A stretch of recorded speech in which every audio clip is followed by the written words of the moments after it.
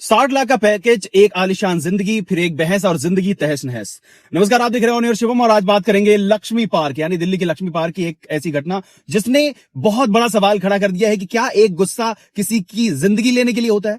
दरअसल हुआ क्या है कि विनय गुप्ता जो कि एक एडोब में सॉफ्टवेयर इंजीनियर थे और बहुत ही अच्छा पैकेज, बढ़िया जिंदगी चल रही थी। साथ ही उनके 2 जुड़वे बच्चे थे, रेखा उनकी पत्नी और साथ ही एक हंसता खेलता परिवार।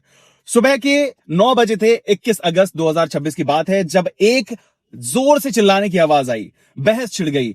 बहस महज इतनी की थी कि आखिर बच्चों को दवाई कौन लगाएगा, और इस पर बहस इतनी बड़ी हुई कि रेखा जो है वो अपने घर से बाहर निकल गई और घर वालों ने सोचा कि हो सकता है नाराज हुई हो तो वो कहीं गई हो या पार्क की तरफ टहलने चली गई हो। लेकिन वहां पर मामला कुछ अलग हो रहा था।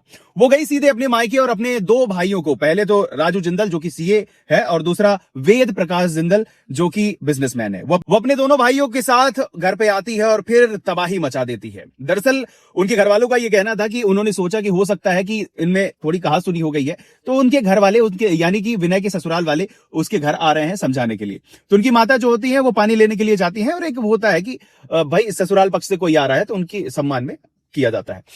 लेकिन वहां पर पता क्या था कि वो ससुराल वाले नहीं बल्कि विनय के जीवन लीला को समाप्त करने वाले लोग हैं। ये जैसे ही वहां पर आते हैं, दोनों उसके ऊपर टूट पड़ते हैं, विनय गुप्ता के ऊपर टूट पड़ते हैं और उसे इतना जोर से मारते हैं, इतना जबरदस्त मारते हैं कि उसका फेफड़ा तक फूट जाता है, उसका फेफड़ा सिकुड़ जाता है। और फिर ये पूरी की पूरी जो कहानी होती है वो 5 से 7 मिनट की होती है और फिर 7 मिनट के बाद वो वहां से चले जाते हैं और तब तक शायद विनय गुप्ता की मौत हो चुकी थी। और गुस्सा इतना हावी था कि किसी को कुछ भी पता नहीं चला, आनन फानन में सारी चीजें होती रही। वहीं पर रेखा भी अपने भाइयों के साथ चली गई, लेकिन वहां पर जो उनका परिवार था, उनकी मां थी, उनका भाई था, वो बिलखते रहे। तो होता क्या है कि पड़ोसियों की मदद से विनय गुप्ता को ले जाया जाता है अस्पताल और अस्पताल में उन्हें ब्रॉड डेड घोषित कर दिया जाता है, यानी पहले से ही मृत्यु घोषित कर दिया जाता है।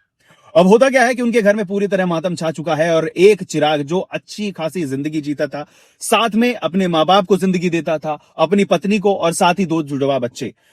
और क्या आदमी का ईगो, आदमी की जिद और आदमी का रवैया इतना बड़ा हो गया है कि वो किसी की बातें सुनने के लायक नहीं। और मात्र बच्चों में क्या हुआ था कि एक एलर्जी टाइप की हो गई थी, ईचिंग हो गई थी, तो दवाई लेने को बहस छिड़ी थी। मात्र यही बहस थी और उसने उस इंसान की जीवन लीला को समाप्त कर दिया।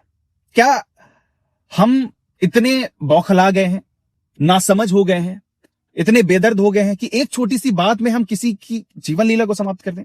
फिलहाल ये बड़ा दुर्भाग्य है। आप क्या कहना चाहते हैं इस पूरे के पूरे केस को लेकर? कमेंट बना हुआ है, कमेंट करिए। मिलेंगे अगले वीडियो में, तब तक के लिए नमस्कार।